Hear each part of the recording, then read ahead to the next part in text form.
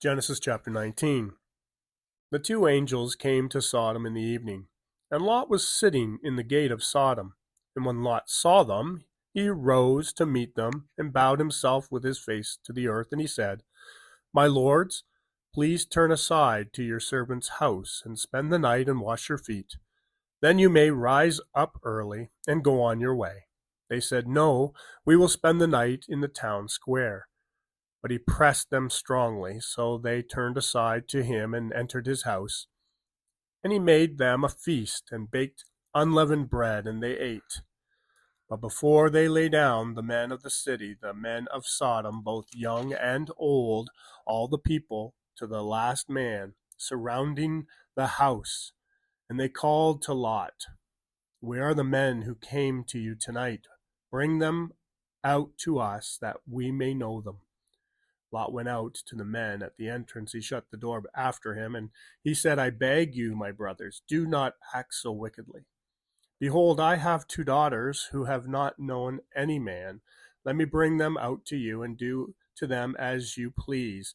Only do nothing to these men, for they have come under the shelter of my roof. But they said, Stand back.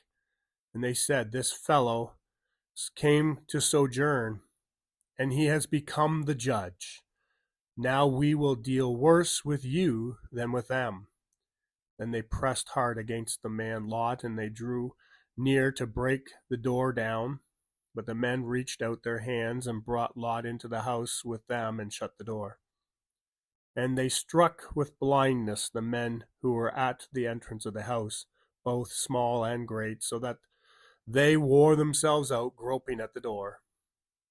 Then the men said to Lot, Have you anyone else here? Sons-in-law, sons, daughters, or anyone you have in the city? Bring them out of the place. For we are about to destroy this place, because the outcry against its people has become great before the Lord, and the Lord has sent us to destroy it. So Lot went out, and he said to his sons-in-law, who were to marry his daughters, Up, get out of this place, for the Lord is about to destroy the city. But he seemed to his sons-in-law to be jesting. As morning dawned, the angels urged Lot, saying, Up, take your wife and your two daughters who are here, lest you be swept away in the punishment of the city. But he lingered. So the men seized him and his wife and his two daughters by the hand, the Lord being merciful to him, and they brought him out, and they set him outside the city. And as they brought them out, one said, Escape for your life. Do not look back or stop anywhere in the valley. Escape to the hills, lest you be swept away. And Lot said to them, Oh, no, my lords. Behold, your servant has found favor in your sight, and you have shown me great kindness in saving my life. But I cannot escape to the hills, lest the disaster overtake me and I die. Behold, this city is near enough to flee to, and it is a little one. Let me escape there. Is it not a little one? And my life will be saved. He said to him, Behold, I grant you this favor also, that I will not overthrow the city of which you have spoken. Escape there quickly, for I can do nothing till you arrive there. Therefore the name of the city was called Zor. The sun had risen on the earth when Lot came to Zor. Then the Lord rained on Sodom and Gomorrah sulfur and fire from the Lord out of the heaven. And he overthrew those cities and all the valley, and all the inhabitants of the cities, and what grew on the ground. But Lot's wife behind him looked back, and she became a pillar of salt. And Abraham went early in the morning to the place where he had stood before the Lord, and he looked down toward Sodom and Gomorrah, and toward all the land of the valley. And he looked, and behold, the smoke of the land went up like the smoke of a furnace.